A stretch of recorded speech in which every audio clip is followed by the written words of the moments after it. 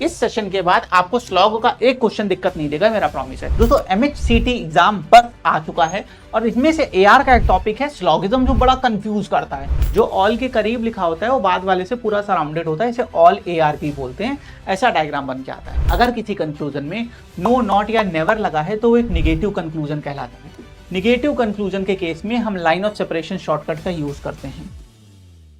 Hello दोस्तों, good afternoon, welcome back to all of you in the amazing platform of PW CLAT. मैं आप सभी का स्वागत करता हूं। दोस्तों MHCT एग्जाम पर आ चुका है और इसमें से AR का एक टॉपिक है स्लॉगिज्म, जो बड़ा कंफ्यूज करता है। मतलब आप AR के सारे टॉपिक्स एक तरफ और अगर आप स्लॉगिज्म देखते हैं तो एक तरफ, ये बड़ा कंफ्यूज करता है। सर समझ में नहीं आता कब सही माने कब गलत माने, कंक्लूजन कब सही है, कैसे देखना है। आज इस सेशन के बाद आपको MHCT का ध्यान रहे, मैंने MHCT स्पेशल लिखा है बच्चों, इस चीज का ध्यान रखिएगा।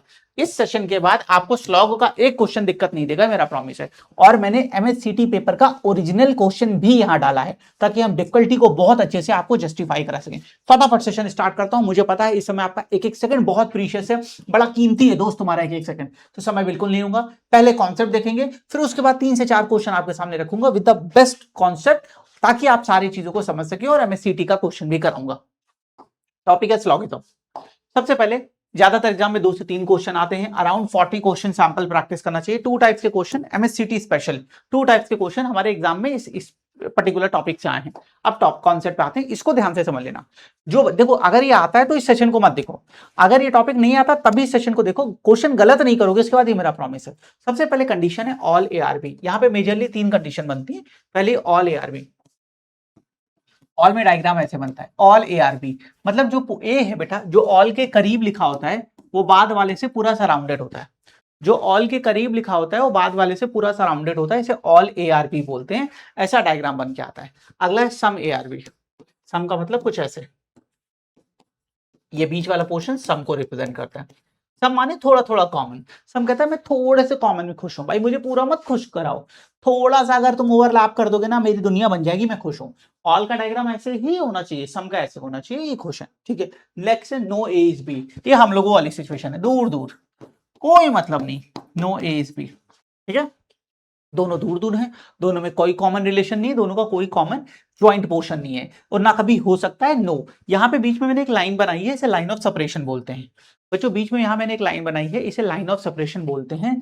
ये हमारे लिए शॉर्टकट की तरह बिहेव करता है। ध्यान रहे, ये हमारे लिए शॉर्टकट की तरह बिहेव करता है। ये 3 कॉन्सेप्ट है बच्चों, इसके सिवा इस टॉपिक में कुछ नहीं। ऑल बोलेगा तो ऐसा डायग्राम बनाएंगे, सम बोलेगा तो ऐसा बनाएंगे, नो बोलेगा ऐसा बनाएंगे। इसके अलावा कुछ बन सकता है? नहीं बनाएंगे। बन सकता है, अब बोले सर क्या ऑल वाले में सम नहीं बना सकते? क्या सम वाले बना सकते हैं पर बनाएंगे नहीं। बना सकते हैं मेरे दोस्त, पर हम बनाएंगे नहीं, क्योंकि हम बनाते हैं तो हम कंफ्यूज हो जाएंगे।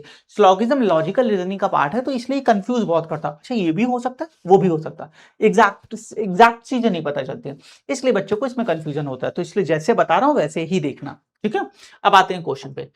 आपको मैं MHCT का क्वेश्चन पहले ये कॉन्सेप्ट का करा दूं, फिर MHCT का करा रहा हूं, फिर एक पॉसिबिलिटी स्ट्रक्चर करा दूंगा। इसके बाहर क्वेश्चन नहीं बनेगा, प्रॉमिस है। क्वेश्चन नंबर 1 आपके सामने, ये क्वेश्चन पूरा सॉल्व करके मैं दिखाऊंगा। पूरा क्वेश्चन डायग्राम बना के दिखाऊंगा, मैं क्वेश्चन सॉल्व करके मैं दिखाऊंगा। फिर अगले 2 क्वेश्चन जो कि MHCT से हैं, वो पेपर से आपके हैं, वो मैं आपको करने के लिए दूंगा। ठीक है। देखिए यहां पर आपको कई सारे स्टेटमेंट दिख रहे होंगे बच्चों, और यहां पे इस क्वेश्चन पे कई सारे कंक्लूजन दिख रहे होंगे। हमें स्टेटमेंट के बेसिस पे पहले एक सिंगल डायग्राम बनाना होता है।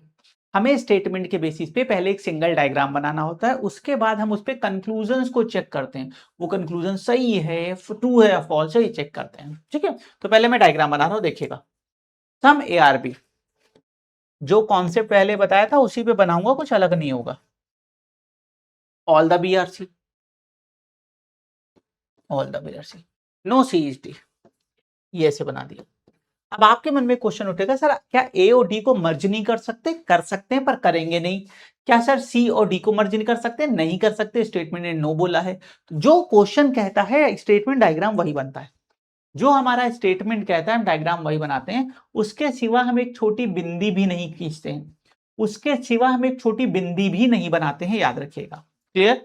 ठीक है। अब आते हैं कंक्लूजन पे, इसको चेक करते हैं। कंक्लूजन चेक करने का मतलब क्या हुआ, पहले समझो बच्चों। कंक्लूजन चेक करने का मतलब ये वही हुआ कि हमने बोला, आपने बोला कि सर मेरे बोर्ड्स में 90%, मैंने कहा भाई डिग्री दिखाओ, मार्कशीट दिखाओ। तो मार्कशीट देखना ही कंक्लूजन है कि बंदा सही बोल रहा है गलत, तो कंक्लूजन वही हो गया। अब इधर आओ, सम बी आर ए, सम में क्या बोला था, अगर दोनों में छोटी सी बिंदी कॉमन हो जाए खुश हो जाते हैं। सम बी आर ए, इधर आ जाओ, क्या बी और ए में कुछ कॉमन है? तो इधर देखना बेटा, सर ये पोर्शन, सर इस पोर्शन में देखो ए भी रह रहा है, बी भी रह रहा है, सी भी रह रहा है, तीनों का कॉमन पोर्शन है, ये एबीसी का कॉमन पोर्शन है। तो सम बी आर सी, अगर ए पूछेगा तो हाँ सर सही है क्योंकि तीनों कॉमन है, करेक्ट।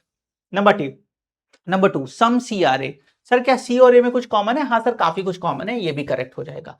सम में अगर एक छोटी सी बिंदी भी टच हो जा रही है बेटा तो वो कॉमन है, वो सही माना जाता है। Next, all the C R A, all के लिए क्या बताया था, जो ऑल के करीब लिखा होता है वो बाद वाले, ये नगेट्स हैं जो बोलते हैं, किताबों में नहीं है, पर ये क्वेश्चन को हलवा इजी बना देते हैं भाई बच्चों। ऑल द सी आर ए, क्या सी पूरा सराउंडेड है ए से? इधर देखो, नहीं सर सी का थोड़ा पार्ट तो ए से सराउंडेड है, पर सी का पूरा पार्ट ए से सराउंडेड नहीं है सर, ये तो गड़बड़ है, इनकरेक्ट।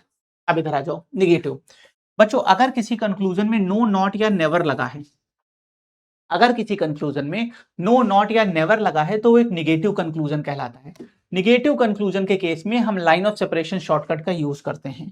निगेटिव कंक्लूजन के केस में हम लाइन ऑफ सेपरेशन शॉर्टकट का यूज करते हैं, बस इसको ध्यान रखिएगा, ठीक है। तो बच्चों इधर देखो, नो डीईसी, क्या डी और सी के बीच कोई लाइन है? हाँ सर है। ध्यान से सुनिएगा, ओनली फॉर निगेटिव, जैसा बता रहा हूं इस टॉपिक में ऐसे ही रिएक्ट करना, इधर उधर जरा सा किया ना तो ट्रेन नाव पलट जाएगी।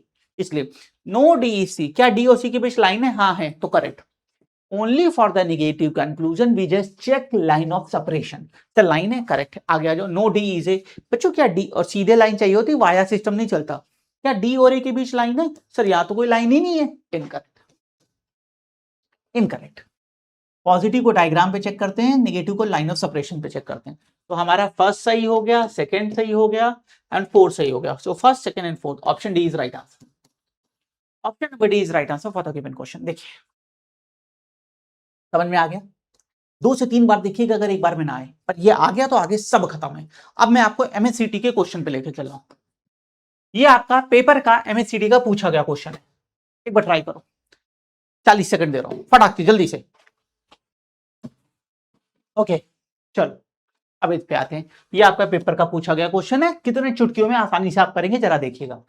Sir all roses are flower, sir roses है, फ्लावर बना दिया, very good. Some flowers are red, बहुत अच्छी बात है, रेड। जब सेम नेम से हो तो पूरा लिख दिया करो, नहीं तो कंफ्यूजन हो जाता है। अब आते हैं कंक्लूजन पे, सम रोजेज आर रेड, क्या कुछ रोजेज रेड है? नहीं है। अब टच मत करा देना, सर थोड़ा थोड़ा तो टच करा सकते हैं ना, नहीं करा सकते, जब तक स्टेटमेंट ने नहीं बोला नहीं करा सकते, याद रखना। आपका मन करे क्या करा दो ना सर, क्या दिक्कत आ रही, कंट्रोल कंट्रोल उदय, ठीक है। जब तक स्टेटमेंट ने नहीं बोला नहीं करेंगे। तो रोजेस रेड नहीं, गलत। All red things are roses, all the red things are, क्या सारी की सारी रेड थिंग्स रोजेज है? नहीं भाई, ये तो कुछ भी नहीं है, गलत। Option D, neither one not two. ये आपके एमएससीटी का पेपर का पूछा गया क्वेश्चन है। अब बताओ कोई डिफिकल्टी में दिक्कत? एक पॉसिबिलिटी स्ट्रक्चर कराते रहो, कभी कभी ये आ जाता है, रेयर है, रेयर है एमएससीटी में इस डिफिकल्टी का है, पर कभी कभी आता है। तो इसको समझाने के लिए करा रहा हूं पॉसिबिलिटी स्ट्रक्चर। अगर पॉसिबिलिटी आ जाए तो कैसे करेंगे? सबसे पहले कभी भी पॉसिबिलिटी का क्वेश्चन आए हम अपनी जान लगा देते हैं उसे सही करने में। कभी भी पॉसिबिलिटी का क्वेश्चन आ जाए हम अपनी जान लगा देते हैं उसे सही करने में। बस एक बार ट्राई करो, 30 सेकंड देता हूं, प्लीज ट्राई। चलो आइए अब इसका सोल्यूशन देख लेते हैं। तो सबसे पहले काम डायग्राम ही बनेगा। पॉसिबिलिटी पता कैसे करते हैं आगे बताऊंगा। ऑल ग्लैडिएटर आर पैराशूट, यहां देखो, ऑल ग्लैडिएटर आर पैराशूट, ठीक है sir. No parachute is aeroplane, no parachute is aeroplane, ठीक है। आगे ऑल एरोप्लेन आर हेलीकॉप्टर, ये हमारा डायग्राम बन गया, ठीक है। अब no helicopter is a gladiator, negative line of separation, no helicopter is a gladiator, क्या हेलीकॉप्टर और ग्लैडिएटर में लाइन है? तो अब जरा नोटिस करना बच्चों, लाइन जो है वो पैराशूट और एरोप्लेन में है। आपसे पूछा गया नो हेलीकॉप्टर इज ग्लैडिएटर, क्या हेलीकॉप्टर और ग्लैडिएटर में लाइन है? नहीं है, इनकरेक्ट। लाइन यहां पर पैराशूट और एरोप्लेन में है, ग्लैडिएटर और हेलीकॉप्टर में नहीं है, तो ये गलत हो जाएगा, ठीक है। अब नेक्स्ट सुनना, all parachute being helicopter is possibility. कैसे पता चलेगा? ये पॉसिबिलिटी का क्वेश्चन है। अगर आपके क्वेश्चन कंक्लूजन में being possibility, may possibility, might possibility, may be ऐसे वर्ड आ जाए तो वो पॉसिबिलिटी स्ट्रक्चर को रिप्रेजेंट करते हैं। पॉसिबिलिटी स्ट्रक्चर को हमेशा 99% सही करते हैं, वो कभी गलत नहीं होता। गलत सिर्फ एक केस में होता है, जब स्टेटमेंट इसके लिए कोई निगेशन की कंडीशन दे। तो इधर आओ, all parachute being helicopter is a possibility. Parachute helicopter, क्या स्टेटमेंट में पैराशूट और हेलीकॉप्टर के लिए कोई निगेटिव स्टेटमेंट है? सर यहाँ पे पैराशूट और एरोप्लेन के लिए है। हमें भैया इससे मतलब नहीं है। क्या पैराशूट और एरोप्लेन के लिए, पैराशूट क्या पूछा, पैराशूट और हेलीकॉप्टर के लिए कुछ निगेटिव है? सर कोई भी निगेटिव बात नहीं है। Correct, option B is right answer. Possibility दुनिया की हमेशा सही होती है, सिर्फ एक केस में, जब स्टेटमेंट बोल दे कि ये सही नहीं हो सकता, वो गलत होती है। अदरवाइज हर केस में पॉसिबिलिटी हमेशा सही होती है। बस guys, that's all from syllogism part. मैंने बोला, मैं बहुत टाइम आपका नहीं लूंगा।